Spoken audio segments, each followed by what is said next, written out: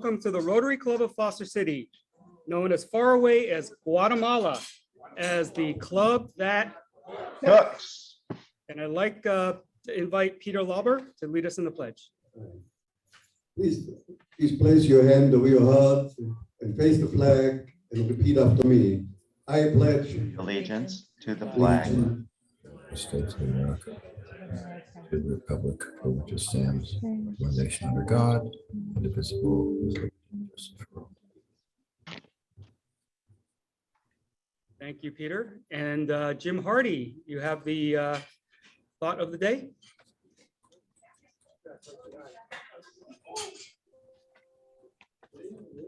Getting the microphone to him.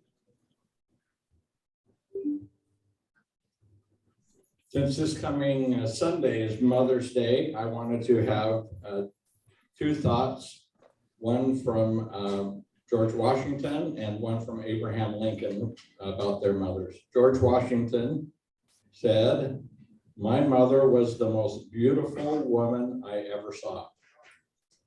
All I am, I owe to my mother.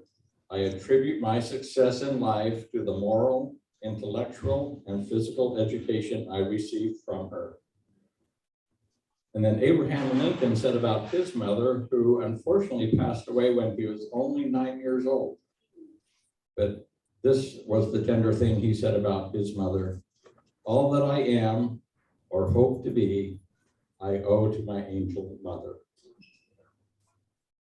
Thank you, Jim. I just asked the people on Zoom to mute yourself. We're going to have a presentation a little bit out of order here. So I'm going to spotlight a few people. Wait. Just going to spotlight these people. Rich, would you go ahead? Okay. We have a student of the month today. It's going to be for April, not May, because we had a couple of, I don't think last month, a couple of meetings that we didn't have for darkness or whatever social. So is John Mulligan there? Yes, I am. John, you're the, how about Patricia? Is Patricia there? Yes, I'm here. Hello. Okay, great. So we're ready. I'd like to introduce the presenter today of our student of the month. He's a special education teacher from San Mateo High School. His name is John Mulligan. John, go ahead. All right. Thank you, Rich. Appreciate you're welcome to the meeting, and everyone's welcome. Talk And louder.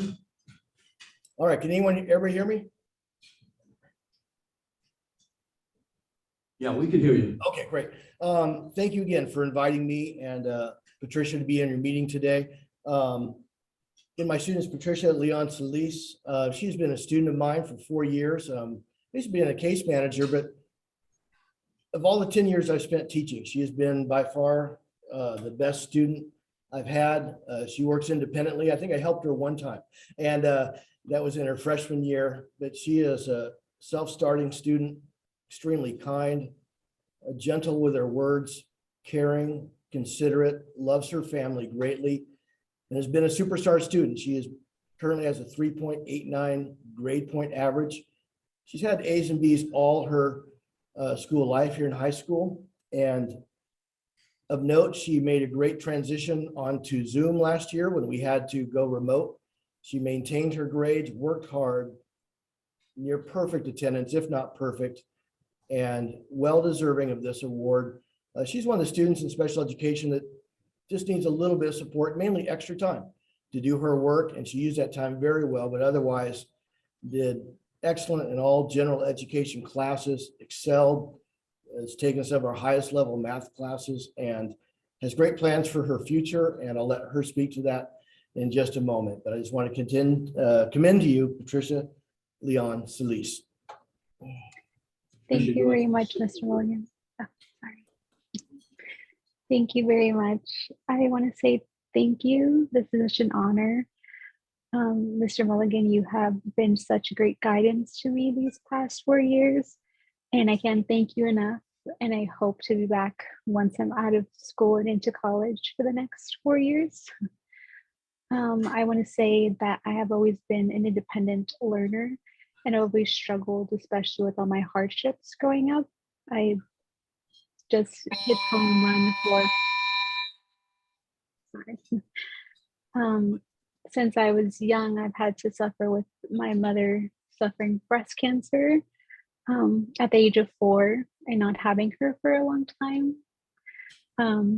Really struck on me like for my following years in school and just focusing on my education until I reached freshman year. That's when I finally devoted myself to have a better future to provide for my family. And yeah, that is my goal, to go into community college in San Mateo for 2 years and go into business administration, and hopefully later on study abroad and later see where that takes me. Like, those are my goals, and I want to say such an honor and thank you very much. Congratulations on overcoming your hardships to become. I have a nice plaque for you. It says Patricia Leon Celis, in appreciation of your community efforts in school and community service, and as an outstanding student, Rotary Club of Foster City, April 2022. And I will drop this off at Mr. Mulligan's box, and he will give it to you. We're gonna have a photo op now, okay? We're gonna have a photo op. Patricia can say something so she shows up on the screen. Hello. Guys, get it up on the screen, both of you? That's fine. All right, I think you got us both. I don't think it's gonna have to be heard. I don't think we have a screen.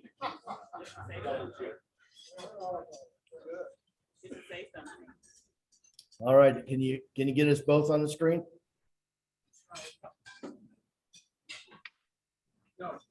I can see us both together here.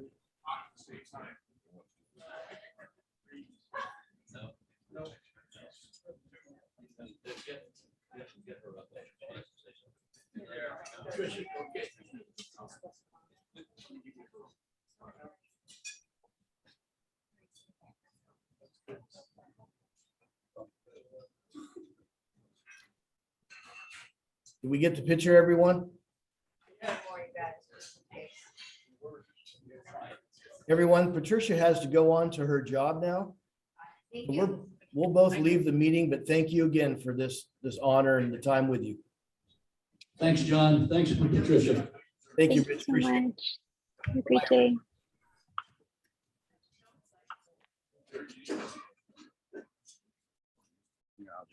Okay. All right, thank you, Rich, for that presentation. I'd just like to remind the Zoomers, if you could just stay on mute and use the chat function. I do monitor that just in case we lose audio. That would be great. We can help you out there. And for those in the room, as usual, everybody turn their cell phone ringers on, because if it rings, everybody will stand up and point at you, and you will be eligible to give a $50 donation to our Rotary Club of Foster City Foundation. So it's a participation event if your ringer goes off. All right, any visiting Rotarians here to introduce? Visiting Rotarians? And how about guests? There are guests besides the ones for the presentations? No guests, okay. We have a few birthdays to celebrate this week. Bill Chow's wife, Amy, on May 2nd. And Alvin Joe's wife, Charlene, on May 3rd. And Charles Douglas on May 6th. This week, we don't have any anniversaries to celebrate, but we do have some Rotary anniversaries. Fred Yeager on May 1, 32 years. Debbie Williams on May 5th, 17 years. Congratulations, Debbie. And Patricia Nutting, May 7th, 14 years. Congratulations, Patricia. Stephanie couldn't make it, but she wanted to pass along a sunshine report from Phoebe. Phoebe Venkat's grandmother fell and broke several ribs. So her Phoebe's mother is with her right now, and Phoebe's joining them sometime today and going to stay a week. So she'd appreciate some encouragement and well wishes. Any other sunshine reports that anybody knows of? Okay, I'm gonna move to good news. Anybody have any good news to share? Rich? Microphone is coming to you. Yeah, I just got off the plane yesterday from New York City. Finally, after a 2-year hiatus for COVID, we celebrated my wife's birthday. Went to Yankee Stadium, saw a game, went to a couple of plays, went to 9/11. And if you ever get to New York and you like Italians, go to Italy, okay? Italy is where they have all the Italian food and all the gourmet stuff. So had a great time. Thanks, Rich. Did you go to Venero's? Rich, did you go to Venero's, the famous Italian bakery? No, you didn't go to Venero's. Oh, East Village, okay. Pam, please. Oh, okay, so 2 weeks ago, I was at Poplar Creek on the 7th hole, and it was 162 yards, and somehow I hit a hole in one. Woo!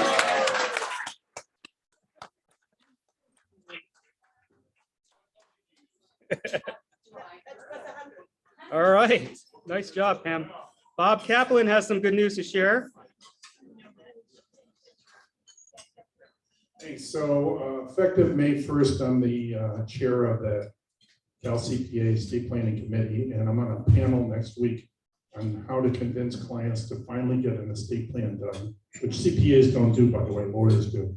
And I found out that 50% of people over 65 do not have an estate plan.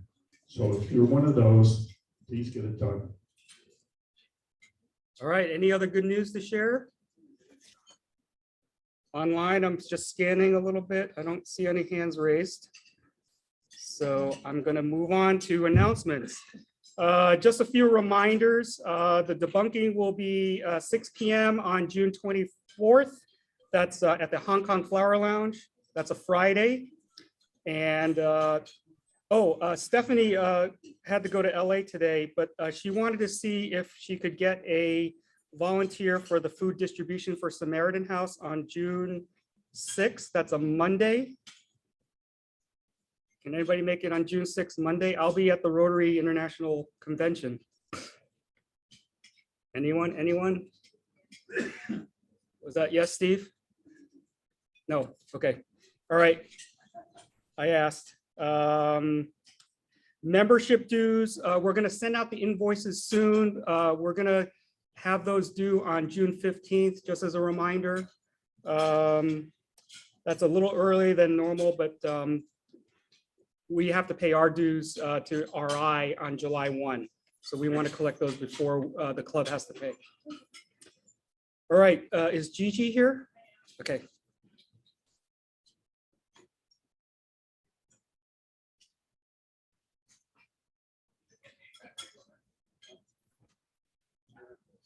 Okay, this will be my last announcement and update on the golf tournament.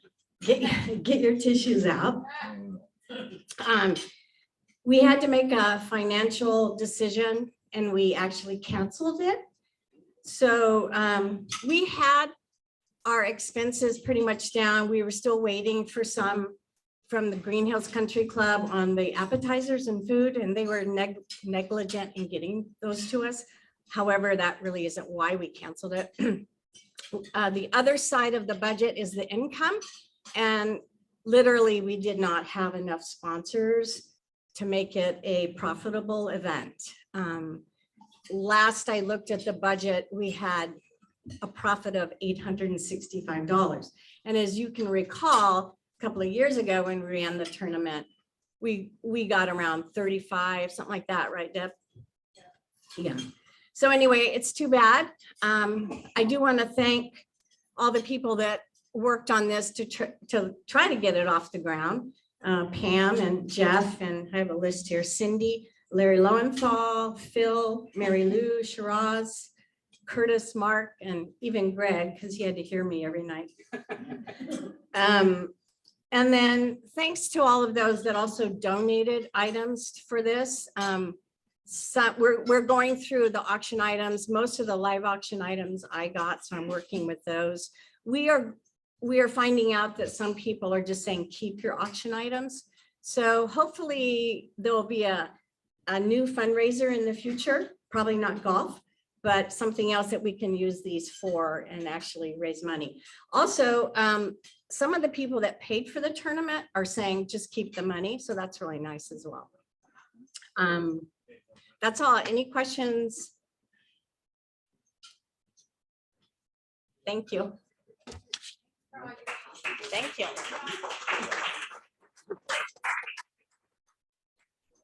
Well, Gigi and Jeff, thanks for all your efforts. I know it was really, difficult and a little sad decision you had to come to, but sometimes you have to do what you have to do. Okay, Cindy Sims. I'm going to put up the screen again, if I could find it.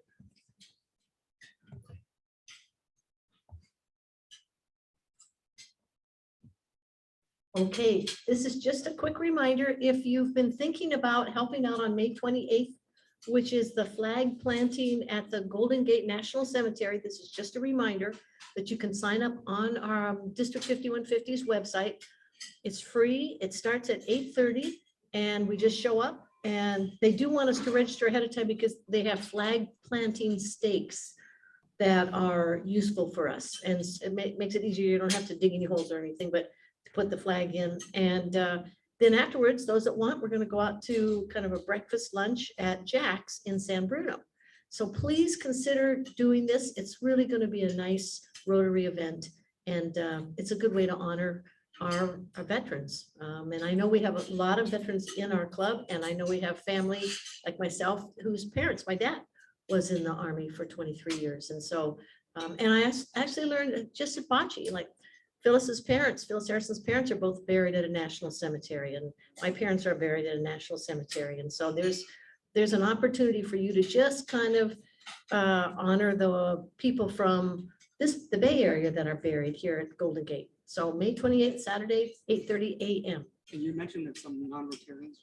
Yes, and there are some non-Rotarians that are, in fact, non-Rotarians are welcome. Phoebe asked me last week if the friend that she brought that was a visiting, just a guest, could do it. I said, yep. Somebody on our bocce ball team brought it up, and so she's going to come. So but they just need to register. Just go on the website and register so that there's enough flag planting stakes available. Thank you, Cindy. I think I will register. Patricia? Yes, an update on the healthy aging? I know you've been working hard on that. Does Diana want to join you? Yeah, it's a rule. I don't know why. The Dixie twins. Oh, the Dixie twins. No, not. I couldn't do it without it. So the good news is we're making money, and it's been hard work, but we've managed to cajole people into paying. So far the income is $35,975, and we are expecting more tables to be sold. The outgo currently is $16,670.16, which gives us approximately 18,000 plus going into Rotary coffers at this moment in time. We also have some really good news. I happened to meet somebody on the weekend. His name is Dave Iverson. You may know him from PBS. He did a documentary, happily, on my father, brother, and I. They all have Parkinson's. So he has very kindly said he will be a speaker at our event. We are tremendously grateful. And it will be a great addition and a great draw, I think. And he will be selling his book that he's just done on caregiving for his mother, who he moved in with at the age of 95, and she lived to 105. And he does it from the caregiving aspect, which is very, very emotional and very moving. I think that many of you would enjoy it. So thank you so much for all who have been helpful in this event. It certainly comes with a lot of blood, sweat, and tears.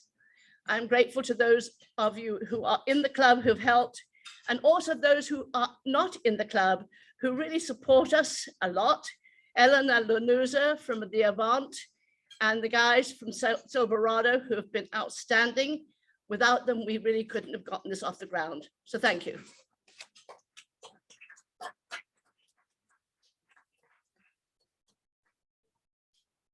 Thank you, Patricia and Diana. You've been working hard in getting those tables, I know.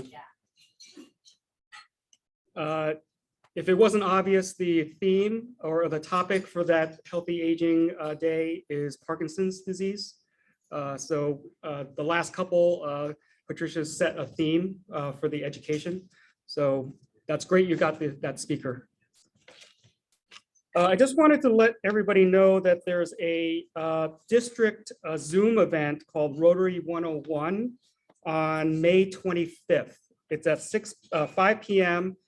Registration's free, but if you want to get a little flavor, it's only an hour of the history of Rotary, how certain grants work, how the district is set up and the areas are set up. I actually attended that, I believe, a few months ago. It was really good. Some pretty fun stories about the first projects and grants and stuff like that. So if you're interested, that is on, again, I think it's a Wednesday, May 25th, 5 p.m. on Zoom. So from the comfort of wherever you want to be, and just register on the Rotary5150.org website. And just another little interesting tidbit, I actually attended the Rotary Club for Global Action meeting last night, which is a district club that is an e-club. They have members all around the world. And so when Brian Rush, the president, publishes a Zoom link, he says, okay, it's 6 p.m. Pacific time, whatever, he has like 15 different times for different time zones. So it's pretty interesting meeting. They will have on their next meeting, forget exactly when it is, but it's going to be the RI president-elect 17th? Yeah, 17th of, I think, June. 17th of June. I think it's May, actually. Okay. Yeah, May 17th. It's going to be, I forget the fellow's name, the RI president following Jennifer Jones. Somebody help me. He's from Scotland. Anyway, he's speaking for the club. I'll have the information next week, but you have to register for that one. It's at 9 a.m., I believe, Pacific time on May 17th. Okay, Rich, for vocational talk.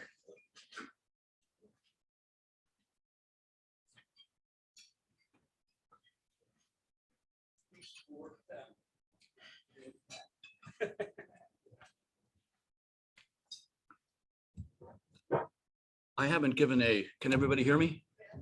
I haven't given a craft talk in about 3 or 4 years. So when I was asked, I said, let's do it. I will talk about my jobs. I was in education from 1971 to 2020. The last 14 years, I was part-time. In those years, I was a teacher. I was an assistant principal. I was a counselor.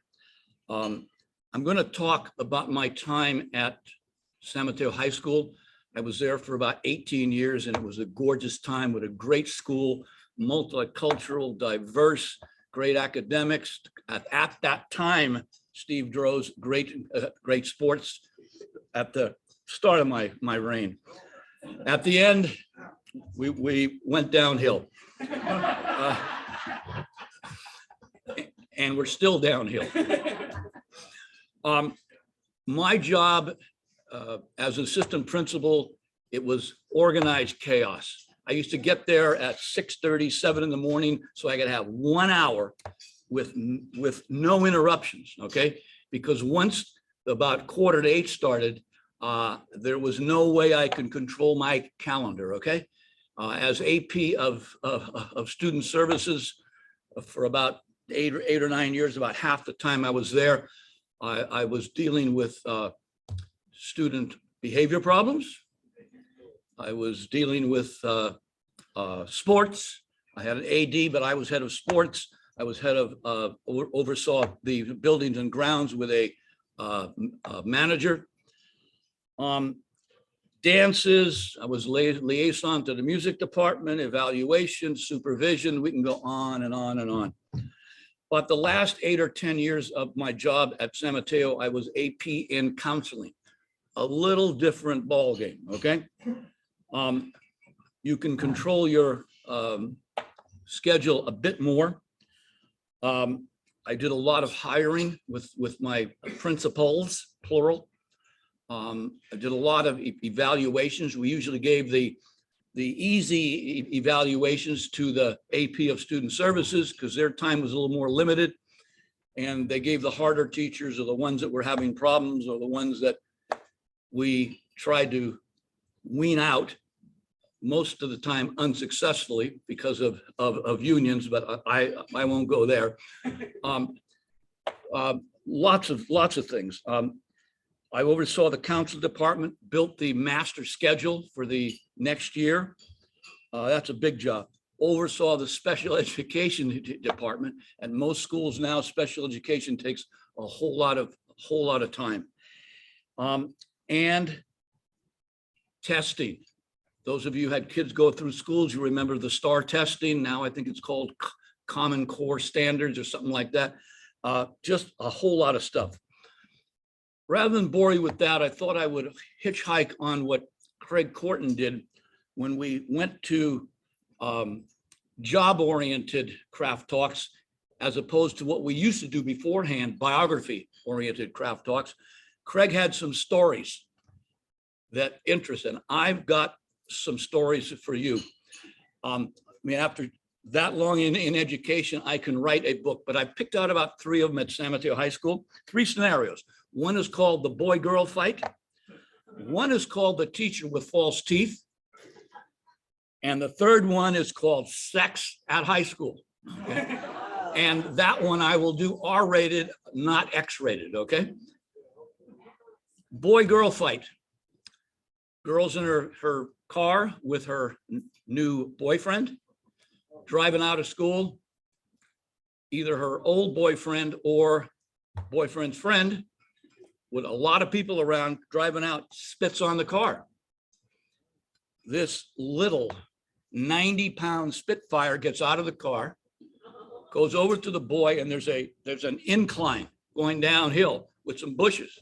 She shoves him. He goes down into the bushes, okay? I mean, he's moted, huh? I mean, he's really moted and not feeling too well. Everybody's laughing at him, etc. He roars back up. They go at it. Boy, girl, okay? Not too much fist, but there was laying on hands and they were gone. Now, boy-girl fight, when you get parents in there, especially if it's a parent of the girl, right away they're gonna say, hey, you know, you call my daughter a bitch and he got what he deserved. Well, it doesn't always work that way in the real world. So what happens is we call the parent. He comes in the office and I find out, hey, I got it made, because he's the greatest parent in the world. He's right there. His name is Greg Cool, and that was his daughter, Megan. Okay. So he comes in thinking, hey, this is a girl fight. You know, we didn't tell him it was a boy. So he gets in there and we tell him, hey, you know, your daughter hit the boy. Well, a boy, not a girl. So Greg was cool. I had to suspend them both, you know, for a day or two, because laying on hands when I was an AP was zero tolerance. Now they let a few more things go, but not then. So Greg, I want to thank you again. It was just remarkable that you were the one in there. It cost me less off the top of my head. All right, now. Now, this one is unbelievable but true. I had a 65-year-old, about 60-year-old math teacher. Tough to get math teachers back then, and probably now too, on short notice. He's sitting there at school. Okay, he's in class. The next day I get 2 phone calls in the same day. The phone call says, hey, my son, they were both boys. Mother's called. My son's told me that the teacher took out his false teeth in class while they were doing some work and put the false teeth on his desk. So, you know, the first call I said, come on, what's this kid smoking? That's the second call. Hey, so I got to sit down with this 65-year-old guy. He's older than I was at the time, and said nicely, what did you do that for? He says, my teeth were hurting. And I says, okay, my teeth, then why didn't you go outside then, okay? I mean, it's just unbelievable that anybody would take their teeth out and put them on a desk with high school kids. All right, the last one and the best one, sex at school. No. This is the R-rated rendition, okay? This is the R-rated version. My dean at the time, and deans aren't like high school deans, okay? They're not powerful at all. They're under APs. They're not like junior college deans, but she was tough. Debbie, what was her name? Devota Nelson. She was tough. She took no prisoners. Well, 6th period one day, she happens to go in to see if people are cutting class. She goes into the girls' bathroom, PE locker room, okay? She hears some noise, goes over by a stall, looks under, 4 feet in there, and 2 of them had boys' shoes on, okay? Needless to say, she interrupted them having sex. So, I mean, it happens, okay? School, it doesn't always happen in school, but come on. Schools are a microcosm of society, okay? Absolutely. So what happens is,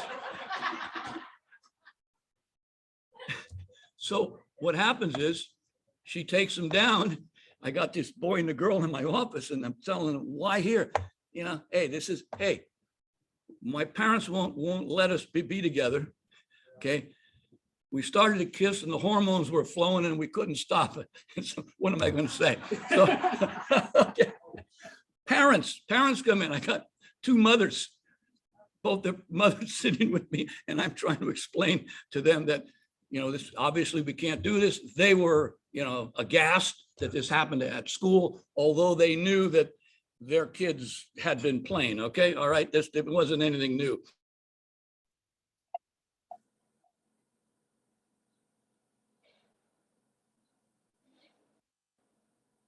Lascivious behavior. That's my story. I had a great.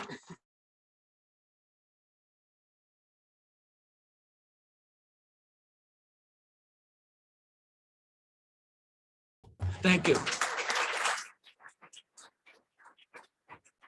Rich, I'm going to have you stay up here for your other job, which is vocational chair. Okay, I got you. Yeah, it's either feast or famine, and today's famine. Okay, it's me. So, okay, we have a Employee of the Month presentation. I will introduce the presenter, Greg Cool. Come on up, Greg. Take it on. Thank you. I was going to do this long bio on Mindy, but I thought I'd tell you a quick story. It might serve better. If those of you that have been in Rotary a long time, back in the Evelyn Taylor days, remember Evelyn? She was in our club, and she introduced Interact to the Intercommunal Survival School, which is a Hispanic preschool over in San Mateo. The kids are 3, 4, and maybe up to 5 before they go to kindergarten. So the Interact Club was thriving at that time, and we did a lot for that preschool. And one of the things we do is we buy, there's about 25 kids, and we buy Christmas presents for them. And then Santa brings the presents over, and they just go crazy. It's my favorite Interact function of the whole year. Well, that was Tracy Gilbert was there, and then a couple more teachers went by, and now we have Mindy Camacho. Now, Santa's been coming to this school for a long time. So I thought, oh, this is a great idea for Employee of the Month. Mindy is fabulous over there, and the kids absolutely love her. Well, she was standing out on the step by the front desk this morning on my way in, and I said, oh, hi. And she said, oh, hi. And I didn't get that flare of recognition. And then I realized she's never not seen me in a Santa Claus suit. So when it's 80 degrees outside, it's hard enough wearing that thing in the winter. I'm not gonna wear it today to greet our guests. But I do want to bring up and welcome Mindy Camacho. Mindy, you stay there. I'm gonna bring up Jim Granucci, who is on her board. And I would like him to say a few words about Mindy. And but I will tell you, the kids absolutely love their teacher, Mindy, over there. And it's a pretty big staff, and it's cool, and it's been tough during COVID. Santa's had to do gifts from afar in the backyard, and we've just made it work, but we have not missed a preschool Santa delivery in about 25 years. So as long as John has had the Santa Claus suit, we've been doing that. So Jim, if you would please come up and say a few words on Mindy's behalf. Thank you. Jim Granucci. Thank you, Greg. He's a hard act to follow because he oh, not mine. Oh, no. Got a $50. You really want this award. That's right. Oh, gosh, yeah. Just don't tell Curtis. Well, I want to just take a few moments to talk about Mindy. We're pleased to have her as our director in the preschool. I've been on the board for about 8 years and been involved with the school for about 20. Mindy has just been fabulous. She has a great love of children, and she has been very supportive of the parents that attend the school. The majority of our students that attend the school are on scholarships and basically from the state of California. So if the school did not exist, they would have no care. And particularly, they would not be ready to move on to kindergarten and first grade. We try to go ahead and move them through the academic side so that they move from a monolingual Spanish speaking to bilingual. Mindy has done a great job of developing relationships in the community, with San Mateo Fire Department. She's been able to go ahead and develop a relationship with them. She has also been able to develop a relationship with San Mateo High School, where we have students that work with her and assist her during the course of the year. And also with Rebuilding, and if you're not familiar with that, that's a nonprofit in the South Bay or the south end of the county that helps us as far as projects, capital projects on the campus. It's been a tough time during the pandemic. As you can imagine, there was many times that we had to shut down because one of the kids would have COVID or a family would have COVID. And as such, one of the things that Mindy was able to do was to keep our staff on board. Hiring preschool teachers today is extremely difficult, particularly in this area because of the cost of living. But she's done an excellent job of recruiting and keeping our staff happy. We kept them all employed during that period of time. They did cleaning and other projects while she was there. I can't say enough about the quality of management and the relationships that she has with the parents. We're just extremely fortunate to have a director who has not only worked on the relationship side, but she's kept us financially solvent during this period of time. And I'm really thankful that the Rotary has recognized her as the Teacher of the Month, and it's a real joy that I'll take back to our board and share with them. So Greg, thank you very much. Mindy, would you like to come up? It's a really good day to ask for a raise.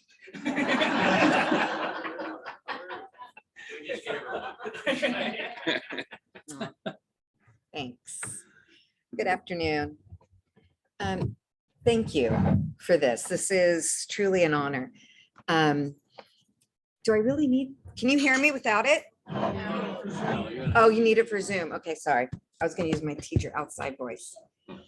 The school is celebrating its 50th year in July of this year. So, and this is Teacher Appreciation Week. So all these things are just kind of like this kumbaya together thing.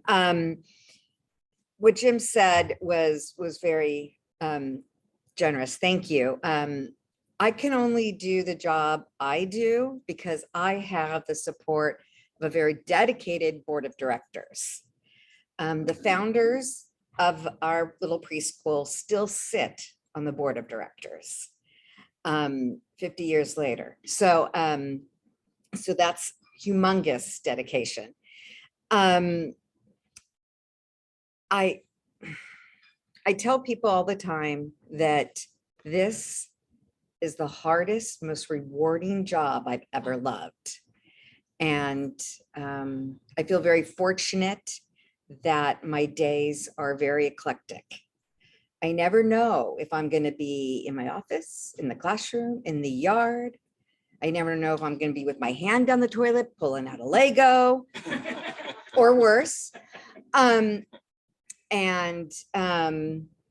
Even today I'm all dressed up, and when I go back, I'm putting on shorts and a t-shirt, and I have a group of parents coming for the 4th evening in less than 2 weeks to finish doing some interior painting.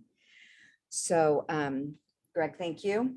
Santa, I promise I will always recognize you now. I look like a lot of people.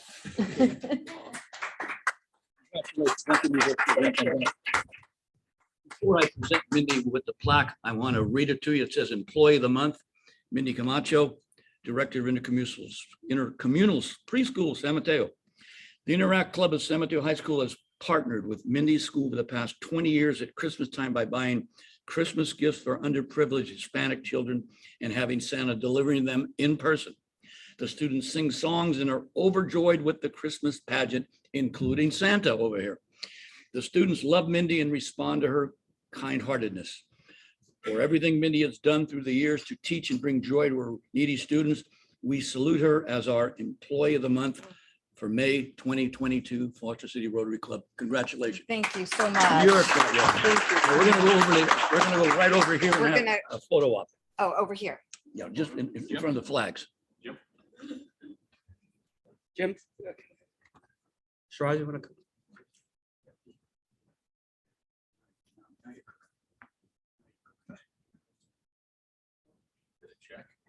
Not for us. We're tier 2. We have 2 or 3 minutes. Yeah. Thank you. Very much. Congratulations, Mindy. Thanks for all you do. And we're going to move on to, we have a check presentation that Shiraz is going to present. So we have 2 wonderful ladies here from the San Mateo Adult School. Will you please come here? And many of you are familiar with the San Mateo Adult School, but I will give both of them a chance to talk about this, their grant application and their program. Thank you and good afternoon, everyone. My name is Tia Marlowe. This is my co-coordinator, Marina Kraksova, and we are from the San Mateo Adult School. And by the way, I've been at the adult school long enough that I remember the Mosini days when the walkie was always Richard want it here, Richard want it there. So, you know, I'm familiar with all that. Some of you may know one of our most beloved directors, Mr. Larry Teixeira. He was at the adult school as the director for about 20-something years before being at Burlingame High School for, I think, 30 years. So he's pretty well known. He left a big impact on our school. So we co-coordinate the Student Ambassador Program / Volunteer Program. This program gives our students, mostly new immigrants and naturalized citizens, an opportunity to get workforce skills, soft skills that will allow them to go out into the workforce. It gives them confidence. It helps them practice their English, and they make a huge impact on our school. We wouldn't be able to do what we do without them. So again, thank you very much. Marina, you want to say anything? Yes. Thank you so much. It's not first time we're receiving this, and we really appreciate it. And we think it's very big impact to our community. And as an immigrant, my personal thank you for supporting us. Okay. So just so you know, Marina actually is one of our shining, what we use as an example. So Marina was a student at the San Mateo Adult School. How many years ago? 10 years ago. So she took the lowest level of English, worked her way up, graduated, became a volunteer, and then she got hired at our school, full-time position with benefits.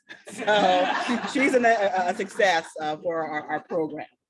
So again, thank you very, very much. It's much appreciated and needed. Thank you. If you will step over here for a minute. Okay. Thank you. So, thank you. So on behalf of all our members, and I know for our membership, you all work very hard at many events, cooking and working, volunteering. And this is the benefit that we are able to support such a wonderful program. I know we have supported you in the past, and really, we are very happy to do that. And so good to see a beneficiary right here. So here is a check from all of us. Thank you. And now, if you don't mind me step over there for a picture. Thank you. My workout for the Yes. week. For the week. It's so heavy.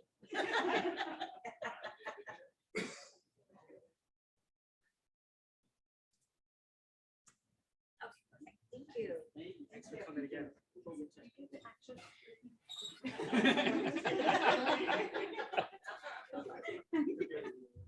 Okay, I'm going to ask Gary Epstein to introduce our speaker today, who is on Zoom.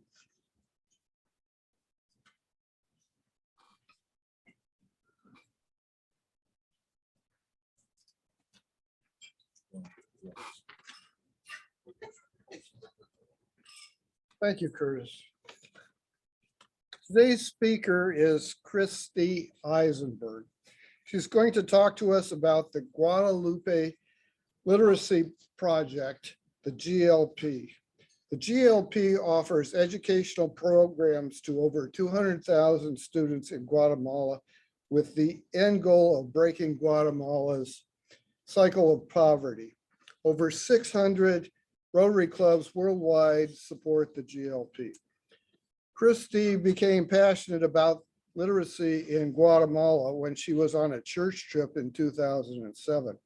Her group turned a drab, vacant building into a working school, painting walls and murals, building steps and staircases and bookcases. On that trip, she met folks from the Cooperative for Education. That's the GLP's current partner. Christy is a retired registered nurse with a bachelor's of science in nursing from Boston College. Her 25-year career has included working physical rehab with spinal cord injured, traumatic brain injured, amputees, and people with other disabling conditions. In working with corporations, she has worked with injured to return them to work in a quickly and safely manner.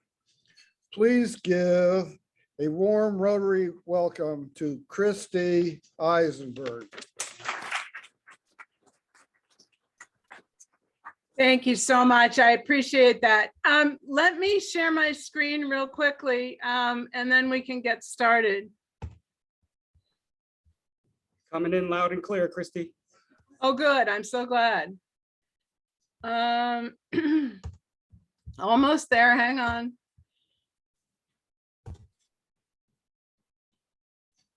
Okay, does everybody see that full screen, Rise scholarships, etc.? Yes. Okay, fantastic. So I just want to thank you all so very much for the opportunity to speak today. I'm here to tell you about the amazing Rotary Scholarship Program called RISE. RISE is part of the Guatemalan Literacy Project, which some of you may have heard about. Guatemalan Literacy Project is a partnership between Rotary clubs and Cooperative for Education to promote literacy in Guatemala. And we've been at it for 25 years. So I just wanted to share with you this first screen. That's my husband and I on that trip to Guatemala. And with us is the first student that we ever sponsored for their education in Guatemala. And beside her is her mom. I just put this slide up there because I don't know how to express what a special relationship it can be to sponsor somebody, to write back and forth with them, to watch them grow, and hear about their good things and the hard things, and to share culture and to really see what your donation is doing. It's kind of just a really amazing experience. And so that's why that slide was there. But let me tell you a little bit more about the Guatemalan Literacy Project that sponsors all this. It's a global network of Rotarians, Rotary clubs, and districts fighting literacy in Guatemala. And the GLP is one of the largest grassroots, multi-club, multi-district projects in Rotary. And over the past 20 some years, the project has included 600 plus Rotary clubs, 80 plus districts, 46 US states, and 8 countries. So I ask you, can a small group of Rotarians change the world? Is that possible? Well, yeah, of course, the answer is yes, by working with other Rotarians. So our power as Rotarians is our collective power. If we work together and if we combine our time, our talent, our treasure, we can truly change the world. And so here's what Rotarians have accomplished working together in Guatemala for the past 25 years. 225,500 students have benefited. There are 207 textbooks projects, and just very briefly, that means there are 207 schools in rural Guatemala from the 7th to the 12th grade that had no textbooks whatsoever that now have textbooks in a sustainable program. The Guatemala Literacy Project helped provide the textbooks, and then the schools and the parents of the school, of the kids in the school, have agreed to, in essence, rent those textbooks while their kids are using them. So at the end, when those textbooks need to be replaced, there are the funds to replace them. There are 94 Sparks reading programs, and that's for the 1st through 6th grade. And that the folks at Cooperative for Education realize that one of the biggest problems in rural Guatemala is that the teachers are never taught how to teach. They graduate from high school one day and the next day they go on to teach. And so with the goal of teaching kids to read better, faster, and earlier, they put the teachers into a 2-year training program, and they provide books that in the early ages can be read to the kids, and then that the kids can read as their reading skills grow. So they go from beginning books to chapter books. The 53 computer centers educate about 14,000 kids every day when COVID allows. The computers in those programs are work the same way the textbooks are. So the computers come from the Guatemala Literacy Project, and they are brought to the schools. The parents of the kids that use the computer centers have agreed to a fee. The schools have agreed to a fee. And then when the computers need repair or replacement, there are the funds to do that. There are approximately 750 students on scholarship.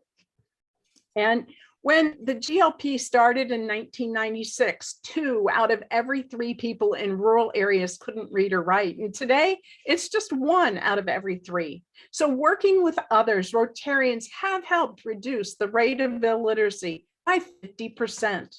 So yeah, we still have a long way to go, but we are making tremendous progress in changing Guatemala. And we'd really, really like for you to join us. So let's focus now on the RISE program. There are 750 scholarship recipients that are spread between 16 communities just west of Guatemala City. And I don't know if any of you've ever been to Guatemala, but it is really, this particular area is absolutely gorgeous. It surrounds Lake Atitlán, which has been listed as one of the top 10 most beautiful lakes in the world. It's surrounded by 3 volcanoes. And in the middle of all that beauty is the most horrendous poverty that I've ever seen. And I've traveled a fair amount. I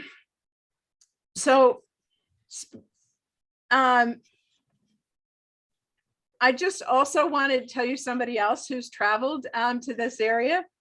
That's Ian Reesley, who's Rotary International 2017 and 2018 president. And he came to Guatemala and visited the GLP, and he and his wife, Juliet, are surrounded by RISE scholarship recipients. And as you know, literacy and basic education through secondary school are key focus areas of Rotary International, and we have a long history of funding scholarships. But people might say, why Guatemala? Why all the attention on this part of the world? Well, Guatemala is an island of illiteracy, and while neighboring countries have progressed educationally, Guatemala has been left behind, and it's the most illiterate place in the Western Hemisphere. The population's about 17 million, 40% being indigenous Guatemalans. So rural Guatemala is simply the poorest, least educated place in the Western Hemisphere. 80% of rural Guatemalans live in poverty. A third of Guatemalan adults can't read or write, and nearly 70% of children are pulled out of school by the 7th grade because their parents can't afford to continue their education. So these conditions fuel high rates of migration northward. And as we speak, unaccompanied children from Guatemala are fleeing to our southern borders. Guatemala is one of the largest sourced countries for undocumented migration to the United States.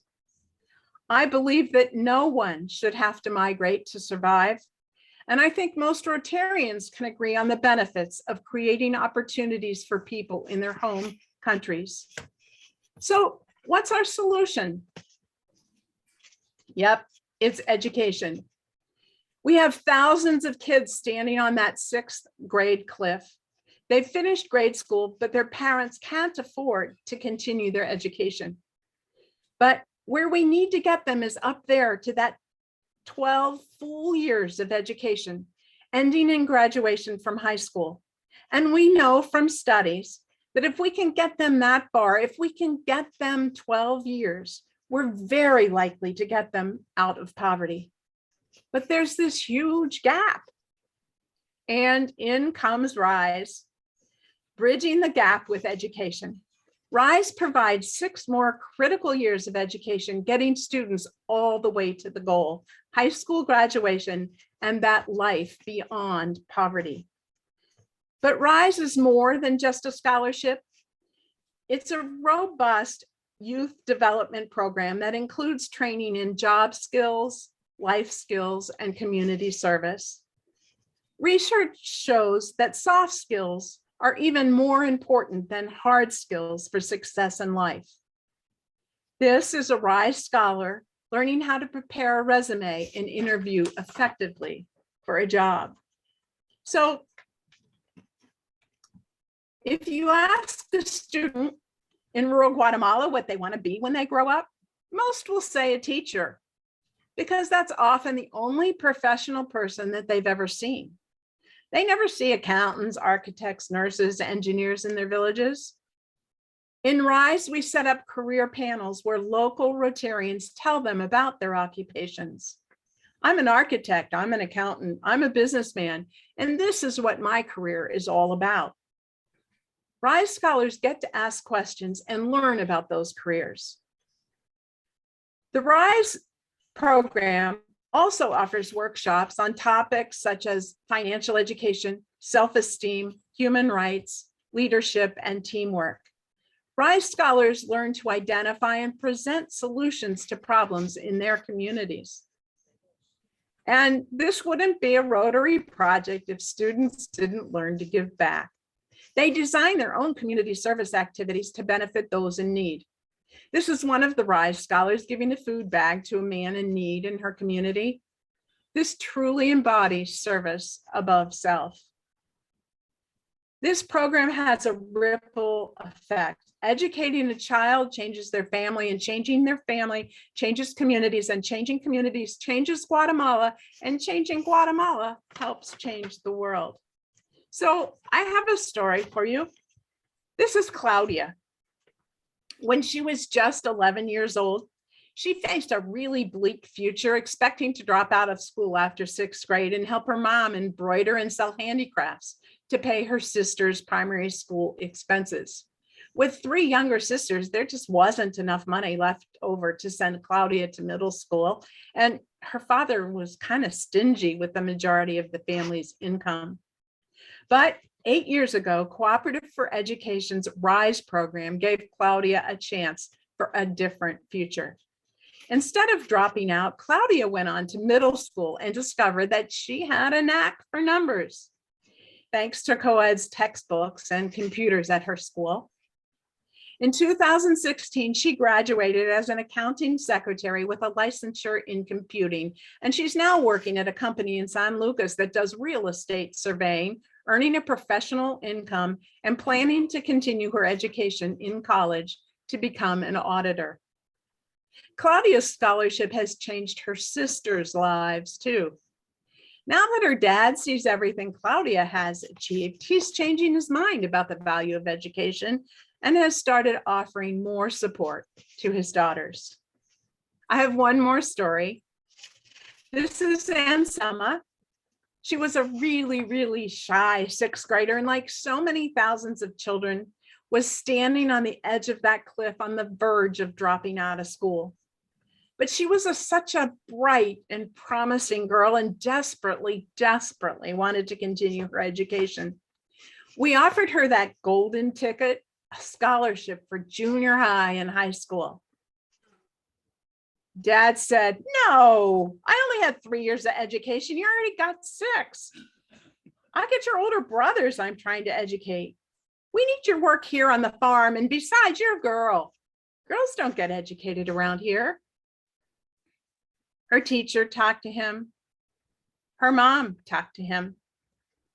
Finally, they convinced him to let her accept the scholarship. So we put her on a RISE scholarship to bridge her from 6th grade to graduation from high school.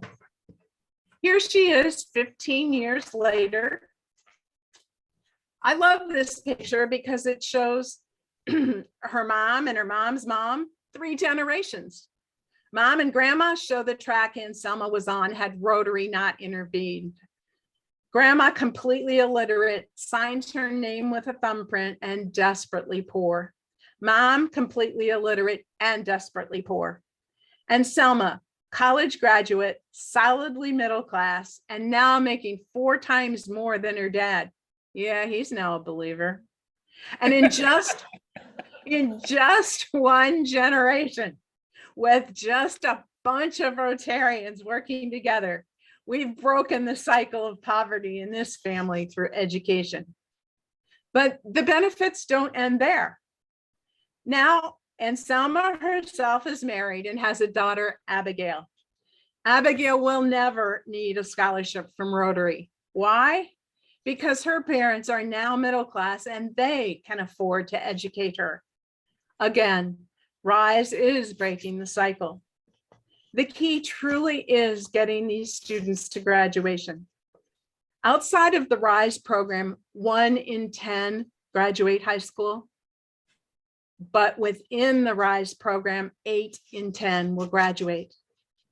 87% of graduates get jobs or continue their education.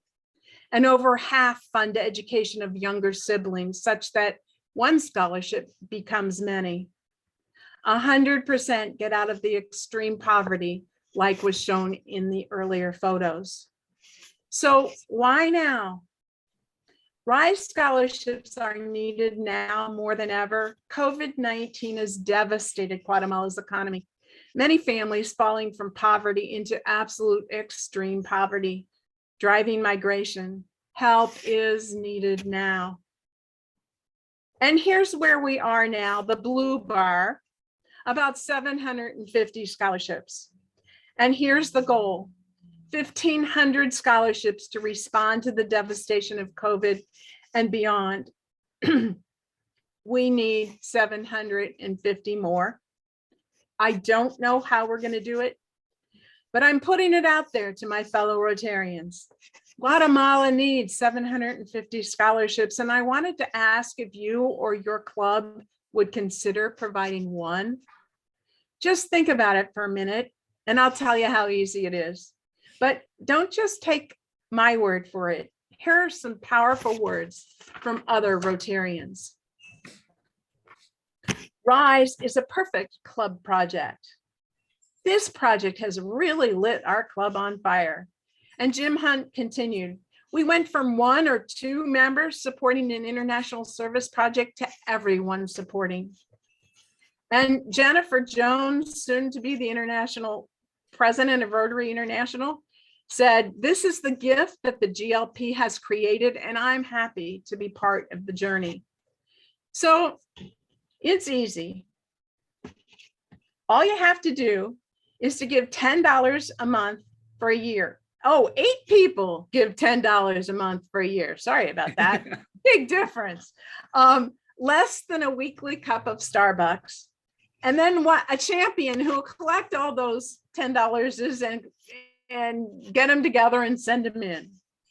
So another amazing way to get involved is to make it possible for a single student to go to school and watch their progress for $80 a month or $960 a year. You fully fund one of our RISE students' education, tuition, books, workshops, etc., and even get to send letters back and forth to them. We actually have 20 plus clubs that sponsor kids' education. Other ways to give include spreading the word with fellow Rotarians about our work, joining our email list to get project email updates, fully or partially sponsoring a RISE student, attending our annual Fall Fiesta fundraiser for free. You know, the last 2 years it's been on Zoom, and I thought, oh my gosh, do a fundraiser on Zoom. You know what? It was fun, and it was quick, and it was fun, and I really enjoyed it. At any rate, those come in the fall fiesta. Yeah. Anyway, then the other thing that's is really kind of a fun thing is they do have trips, Rotary service trips that travel to Guatemala. They've been on hiatus, as you can imagine, but they are starting their general trips. The Rotary trips are typically in February. They're starting up their trips that are just for anybody in July. So I'm hoping that come February, they will have the Rotary service trips going, or if you want to go with just everybody, you could do that too sooner. And then contributing to the global grant and maybe receiving a DGF and RTF matching funds is also another option. Not this year.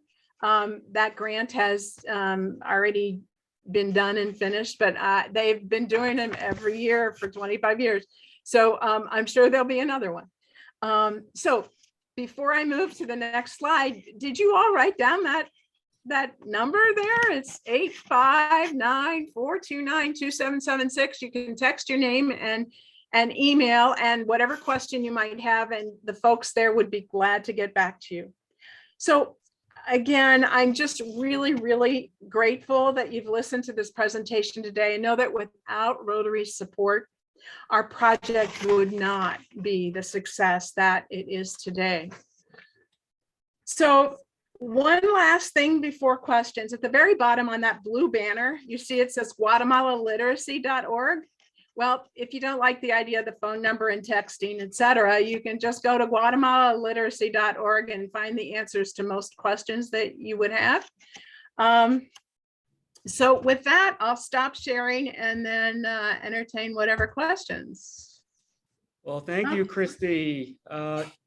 Just show of hands, anybody interested in, I can marshal the monthly contributions if anybody's interested.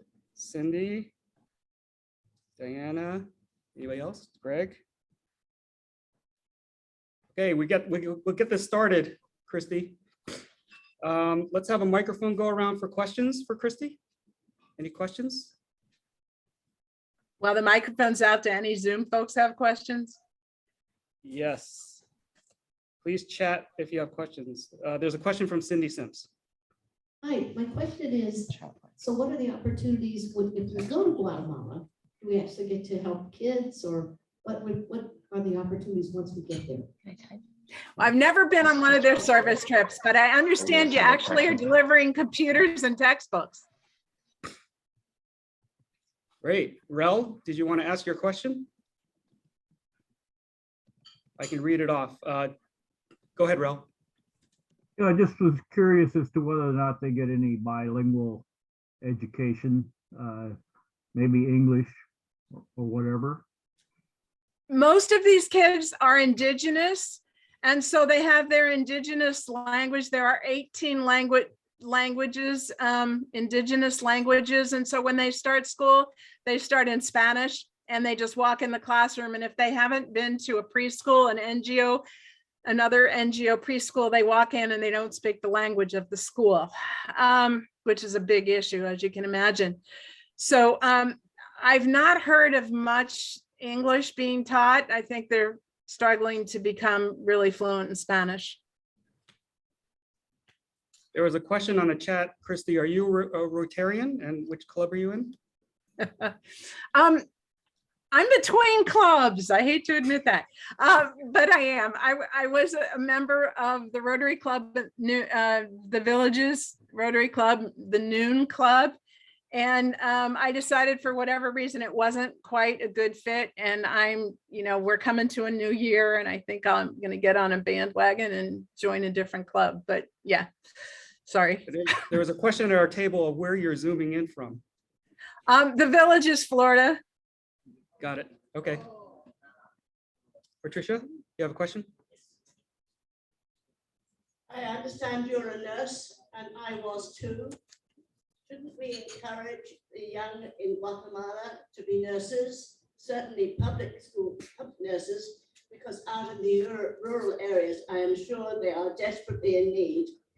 And if you're looking for a good club, since you are so global, maybe you should join eGlobal, and they would be, I think, very pleased to have you. eGlobal, interesting. Or a Rotary Club for Global Action is our district club. That's an e-club. I'll send you the info. Yep. Yeah, thank you. Okay, the answer to your question is it's interesting because if you decide to sponsor a child's education, they've written their own bios, and you get to read their bios and what their interests are and so forth. And some of them do say they want to be a nurse, or somebody wanted to be a veterinarian, somebody, all different kids, different things. But so it's certainly one of the things that I'm sure that has been addressed with them, that those things are coming up. One more question here. Christy, Mike Hoffman, what is the range of scholarships? Do they run from junior high school through high school? How long are the kids under scholarship? And that's, I believe it's $960 per year per student. Is that correct? It's $960 a year per student, yes. And it's from 7th grade through 12th grade. That when they're offered a scholarship, they're offered a scholarship through the whole time. But as a donor of a scholarship, you make a commitment for a year. If you wanted to make a longer commitment, you could. And at the end of the year, they say, do you want to continue or not? And you have the option to say yes or no. It was interesting because every once in a while somebody drops out of school, and one of the kids that my husband and I sponsor did drop out of school in the midst of COVID. And so what happened was we got a letter saying we have somebody in the same class who needs to be sponsored ongoing through their graduation. And so we just traded one student for another, basically. And we personally have made a commitment to get them through and graduated, but yeah. All right, well, thank you, Christy. That's all the time we have. I have a speaker's gift for you here. It is a certificate of appreciation and a picture of a project that we hold every year, every non-COVID year. And it is a playground project where we take playgrounds from the local area, which are going to be retired, basically replaced. We take the old playgrounds and we refurbish them, repaint them, and in partnership with our San Mateo High School Interact Club, we install them in the Klamath, California Yurok Indian tribe, and for the children of that tribe. So we will send that to you. Make sure you get that. And again, thank you for speaking. And I want to just publicly thank you again for rescheduling because we had some technical difficulties in March when you were originally scheduled to speak. So thank you once again. I've appreciated it. Thank you. Thank you. Okay, I want to thank Steve Droz for being our greeter today, Peter Lauber for the pledge, Jim Hardy for the thought of the day, nice thoughts of the day, and Debbie Williams for taking the minutes. Next week, we're going to have a club assembly. So if you have any particular questions or topics that you want to hear about, I have an agenda, but we can address anything. Just send me an email or text or call. All right. So thank you very much. Thank you again, Jim and Mindy, and who else was there? Tia and Marina. Thank you for coming, and we are adjourned.